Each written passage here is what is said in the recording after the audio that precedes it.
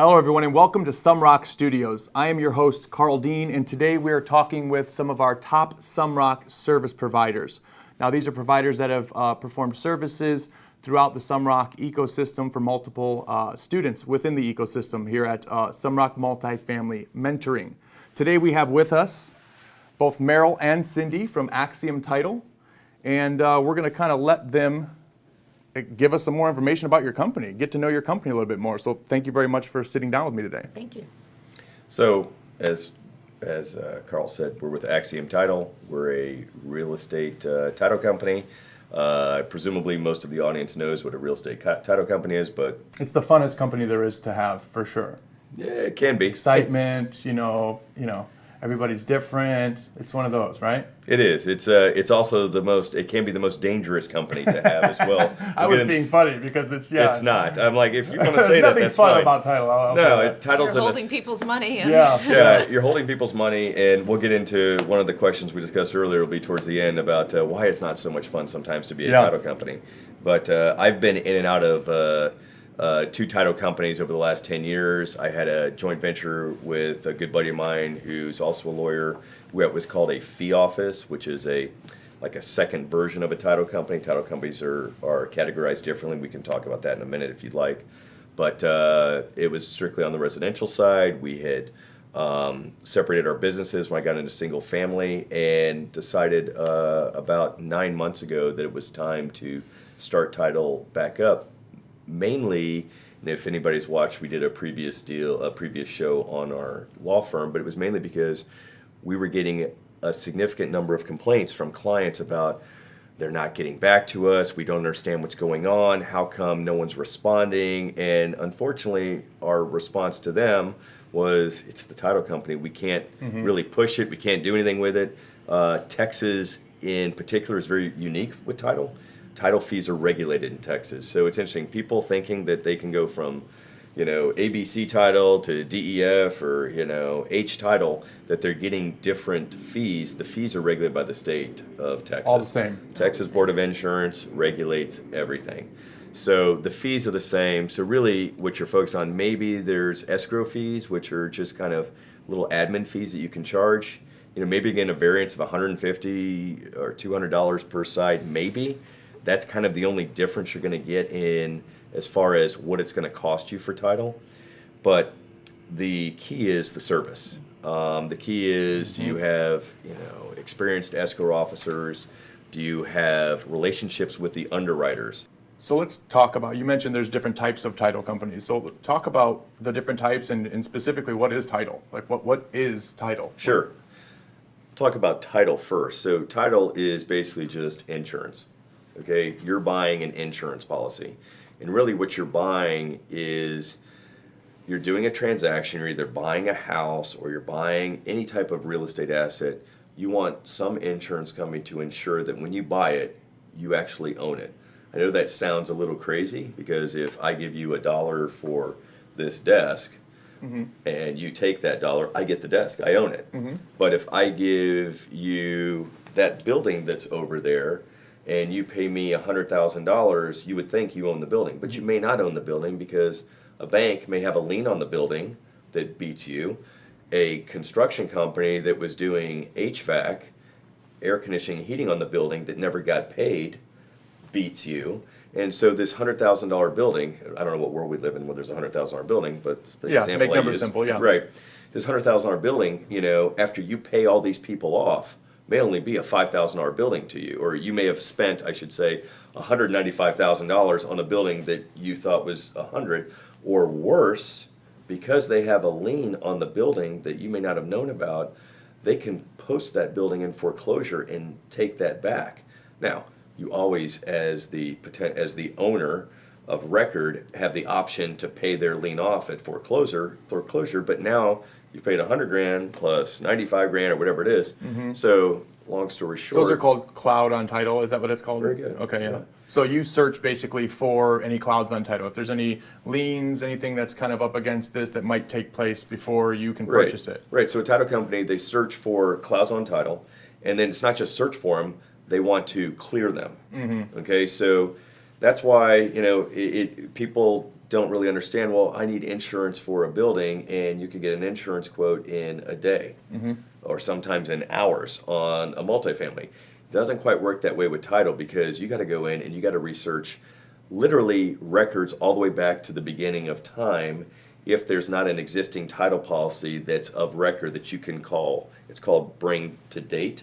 So if someone ran title on a building across the street last year, and it was the same title company, or it was the same, I should say, same underwriter, and you can get that information, then it's a lot easier for a title company to say, okay, they cleared title up to January 5th of 2018. We're going to bring it to date from January 5th to today's date. Okay.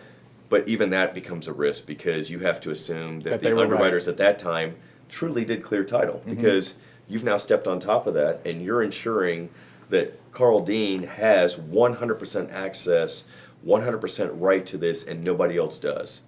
So essentially, you're buying insurance. The reality is, if you're doing a cash transaction, if I'm selling you a house and I don't have any debt on it and you want to buy it for cash, we don't have to have a title policy.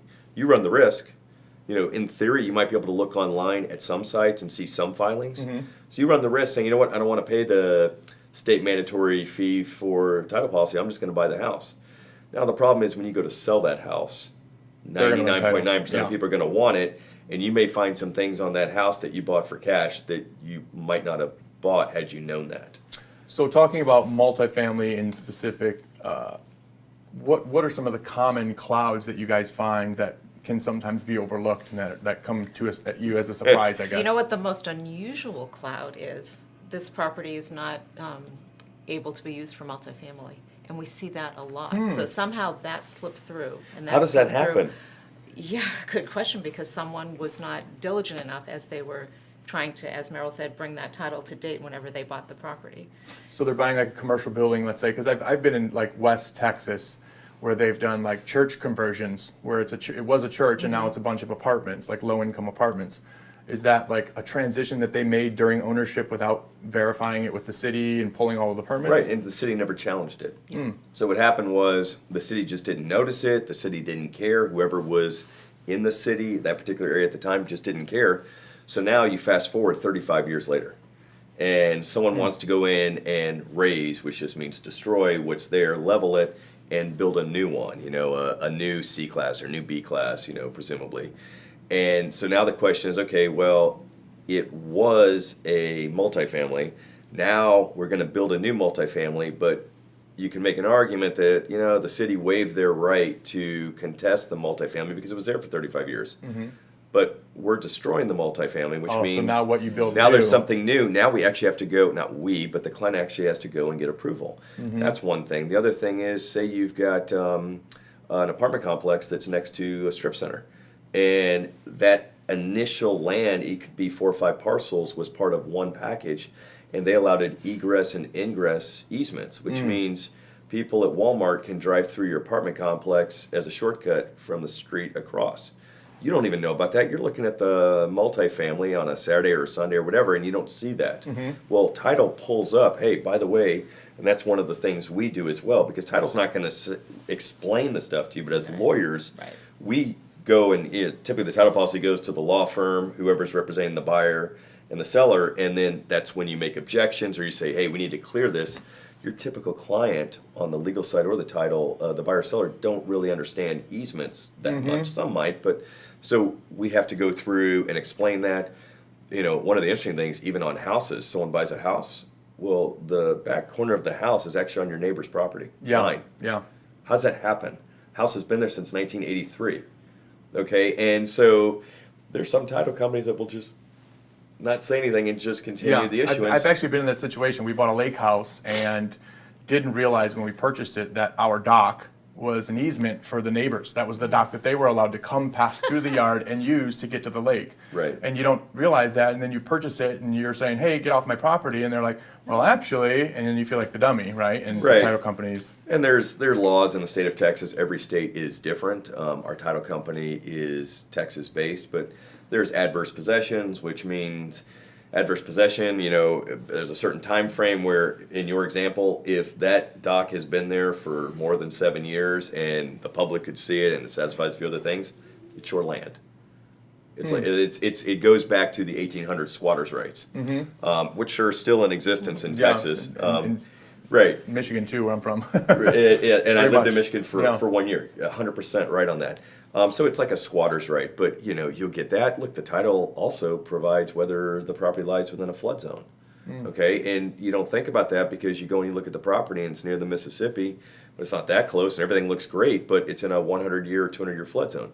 That's going to affect your insurance. Exactly. And which will change your underwriting dramatically. 100%. Yeah. It's funny, when the hedge funds were buying heavily in Texas, I was selling single-family homes to them in DFW, and 20, 30 homes a month, and they wanted more. And so I said, okay, well, we can do Houston. And so they said, okay, let's do Houston. And we go down there and start gathering up these properties. And they're like, well, we didn't realize that all of this flood insurance is completely different, and the hurricane insurance is completely different, and it throws off all the numbers, and it doesn't work. So that's definitely, the flood insurance particularly is something that is very important to pay attention to because it changes numbers dramatically. It was huge in Houston.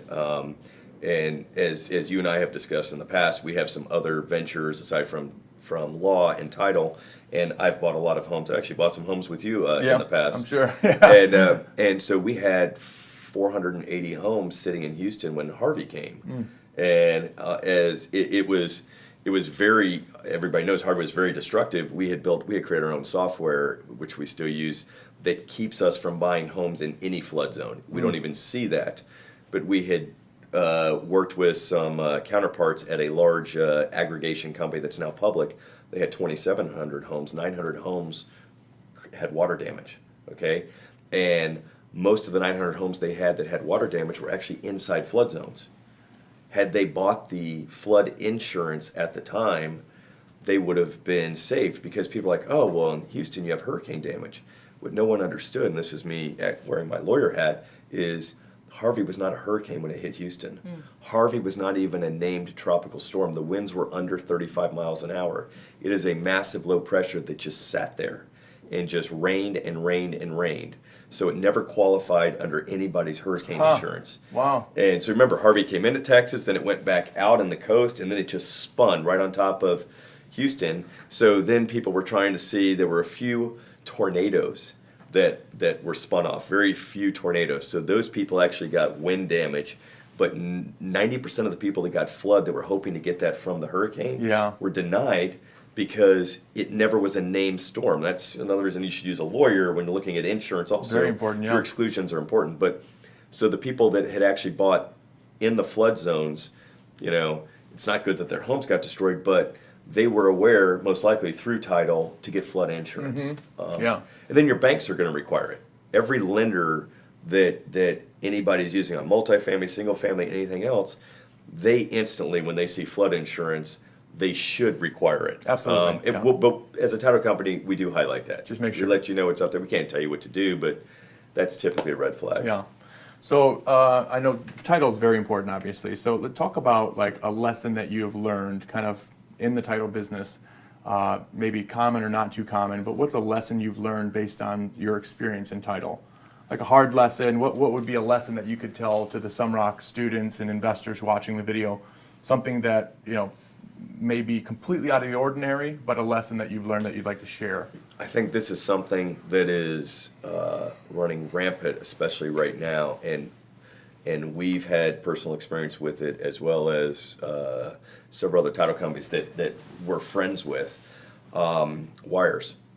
And people are not paying attention to wires. There is an enormous amount of what's called phishing going on people's emails. And so when you receive a wire instruction from a title company or from a bank, you need to verify it with somebody on the phone that you know who is sending it out. They has to be the person you know that is sending it out, and they give you a verbal verification that they're requesting a wire from you. And no one is thinking about this. We got hit on a transaction. It was a $1.2 million transaction, happening with my brother-in-law, who may or may not be watching this. And we had just sent wire instructions to him. Apparently, his email had already been phished by someone from somewhere, and he received a duplicate email at the same time with our escrow officer's name on it.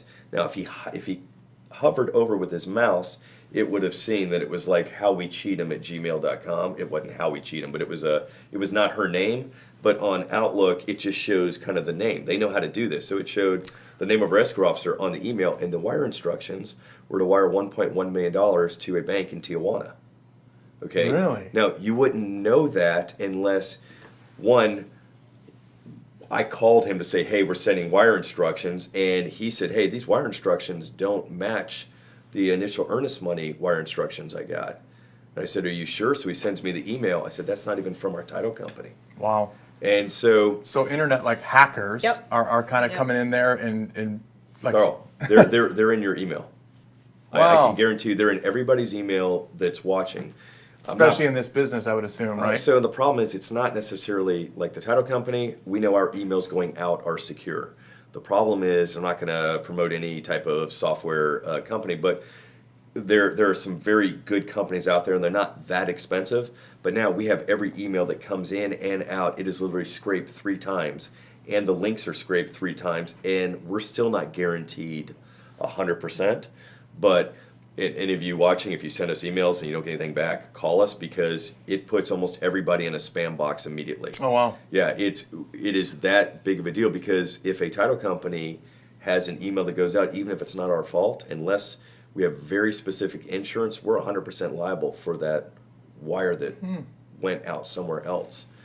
And Wow. so it's a huge deal, and it's not just title, it's banks, anybody asking for wire instructions. I don't care which title company you're using, make sure you do a verbal follow-up. You'll see all sorts of alerts now from the good title companies, ours as well, that, of wire fraud, please contact us before you do this, blah, blah, blah. The other big thing is cashier's checks. You're going to see a lot of title companies are not taking cashier's checks. They're very easy to duplicate. They're very easy to duplicate. So trying to get too frustrated, we do take them, but we have a hold on them.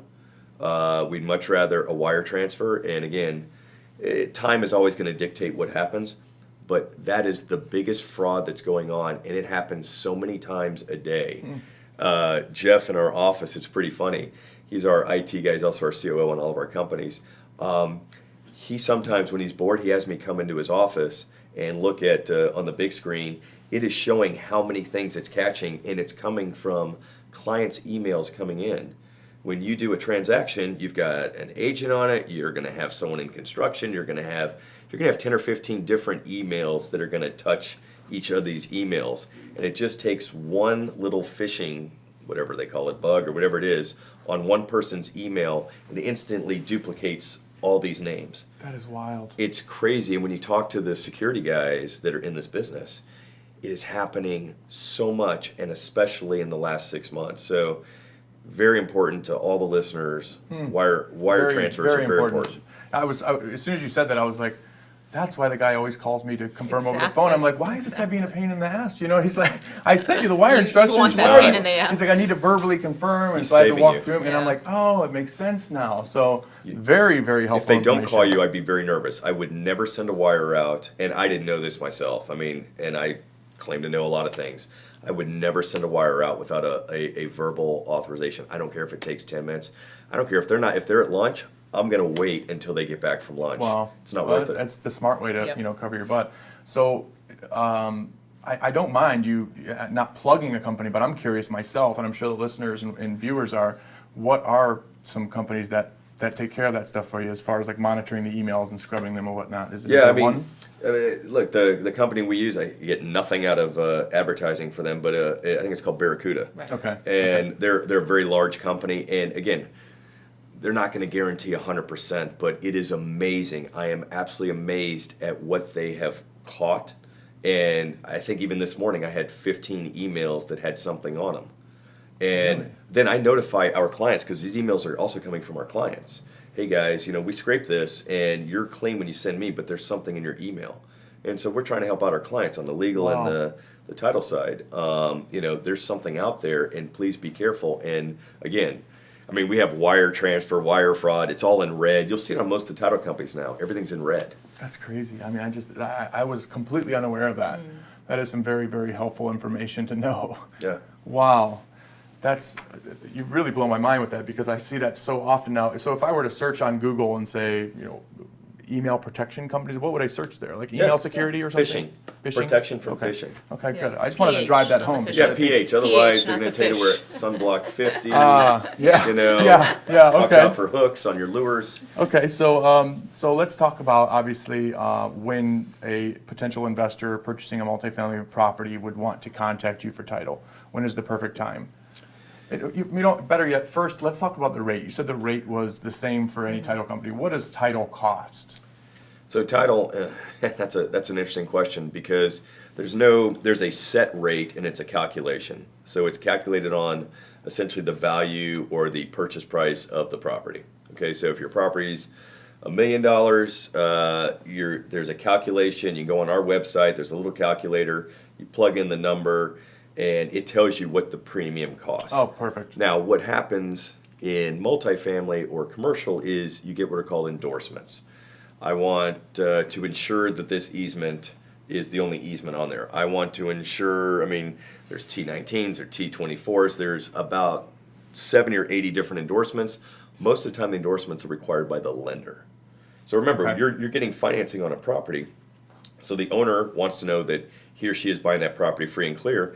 The lender, who's loaning 70, 80% on the property, wants to know that that lender is first in line as a lien on that property. Yeah. So investors are like, oh my goodness, I am spending money for 2 title policies on it. Well, yes, you're spending over 2 title policies. If you get the owner, you ready for this? The lenders cost $100 because it's the same work. And they're just issuing the actual packet for the lender. So the work is already done for the owner. They're already going and clearing title. And then the lender is basically just filing his or its deed of trust on it. And then they get essentially the same package saying you are first in line on this property. So the lender is always going to require it, but the lender is the one who's going to require the various endorsements. So I highly suggest that people go online. They use the calculator that we've got. A lot of title companies have it. You can actually get a ballpark of what it's going to cost. But a $30 million transaction is upwards of $128,000. Okay. Don't get excited. I wish we got all that money, but we didn't really talk about it. But we're a title company. We're not the actual underwriter. So there are lots of splits that go down the line. The title company is basically the one who clears title, does all the admin work, collects all the documents, does the prorations, issues title. The underwriter is the actual insurance company. Fidelity, Chicago, Okay. They're the underwriter. They charge a premium right then and there. So a percent of the Texas regulated premium instantly goes to them. So Okay. they're the ones who are actually, you pull the run sheet, basically I type in 123 Main Street, it lists all these things that are underneath that property that have been filed on it since, I don't want to say the history of time, but since it recorded time.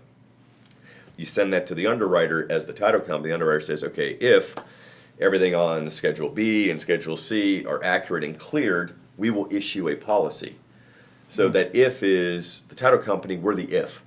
So now we get the rest of the premium, but we have to pay for we have to pay to have access to every county. You can't just go and do a search. Yeah. Your title companies have to make sure they can access Dallas County, Ellis County, Ennis County. And I didn't want to tell you how many counties there are in Texas. There are a lot. Yeah, I'm sure. And so just in the major metropolitan areas, there are 37 counties. Wow. You have to buy into each county to access the database to pull the run sheet. And then not only do you have to pull the run sheet, then you have to clear everything. So, so you have the underwriter, you have a title company, then you have a fee office. And so people don't know the difference between a fee office and a title company. A fee office is not a title company. A fee office issues title. So typically you have your underwriter who gets 15% of the premium, and then the 85% above go to the title company because the title company does most of the work. Then there are law firms that want to be part of a title company. They get a percent of the 85%. So they're up here. So let's say if you're wanting to be a lawyer and you want to open a fee office, you're typically going to get about 50% of the premium. But the 50% of the premium you get is 50% of the 85%. You have a lot less liability as a fee office. Typically there's not as much transactions. Title companies, and underwriters are not as excited a lot about the fee offices because they come and go. They don't provide a lot of volume. There's more likelihood of errors. The reality is, on title companies in Texas, I think the rate of liability or rate of claims is like 0.1%, because there's so much that is done to ensure that it's done right. So it's rare that there's a claim, but when there's a claim, it's normally a big one. And there's also been claims where people who have had title companies have actually taken Stole money. Stole money. Oh yeah, I think Yeah. we've heard of one over And- on the other side of town in the Yeah. last couple of years. We did, and a couple of Brad's students were, unfortunately, they had deposited money there, and we were still working on one of them. But yeah, it's, you want title companies that have a good reputation, have very, very good experienced commercial escrow officers, and that's kind of what we've charged, and then what we've done. And then the other thing is, what services they're providing. I'm not going to go into detail. We do provide cost seg services for those clients that need it. That's something that Brad promotes Oh, absolutely, greatly yeah. on the It's huge. multifamily side. But what makes us stand apart from the others, what I think it does. That was my next question, so perfect. Great segue Rate your there. mind. I love that. We're a law firm as well. Yeah. And we're owned by a law firm, and not just, it's lawyers forming a title company. It's lawyers that are actually practicing in real estate. So our clients are very excited that it's seamless. Literally, if you can't get a hold of the title company, which won't happen, you get a hold of us. We are the title company. It is seamless. And so the transaction is going to be instantaneous. They already closed at our office. It's really funny. They can go close at a title company. Everyone wants to close our office, and I swear it has nothing to do with having a glass of scotch after the closing. Yeah, or the massive office. Right. I am pressed after the closing. We don't sign documents before. We don't have a glass of scotch to celebrate before. But they like the environment. Yeah.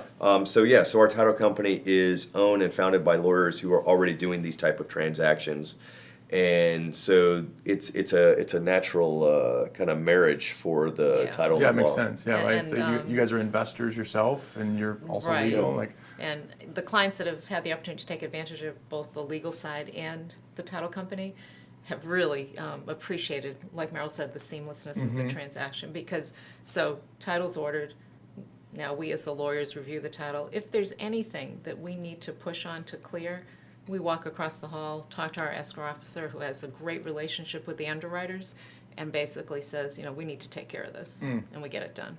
So, yeah, why not, yeah. right? That seems to make a lot of sense. Now, how big of a deal do I have to buy to have the scotch on the boat? On the boat. That's funny. Well, on the boat, we'll have to talk about it. All right, well. But stay tuned, because Cindy and I have talked about, we're putting something together out at the lake this summer for all of our clients and Oh, their great. families on a big houseboat. Oh, great. Yeah. So That'd be cool. maybe I can get that. It's bigger than my boat. Well, I'll be there for sure.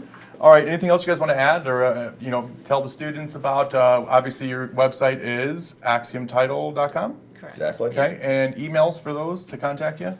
You can go to info@axiomtitle.com, Okay. and it's the same thing. We try to keep the same thing like we do with the law firm and our other businesses. You can email us directly at any time, but we love when people use info or team, like for the law firm. Info gets everybody. Okay. I'd rather have two people contact you at the same time than nobody contact you. Yep. And then on the site, specifically that calculator to kind of get an idea of what that price is going to be. What is there a tab for that? Yeah. Resources. Yep. Resources. Okay, Pull so under the down, resources yeah. tab, and then there's a calculator. Yeah, it's right next to the picture of Carl Dean. Yeah. Okay, just want to make sure everybody knew that and was able to find that. So thank you guys so much for sitting down with me today. I really appreciate your Thank you. time. Thank you very much. Honestly, it's been great having you and learning so much. You've definitely taught me a lot about title that I needed to know, I think. Thank you, everybody, for tuning in here on behalf of Brad Sumrok and the entire Sumrok Multifamily Mentoring Group here. We thank you for watching this video, and we look forward to seeing you on the next one.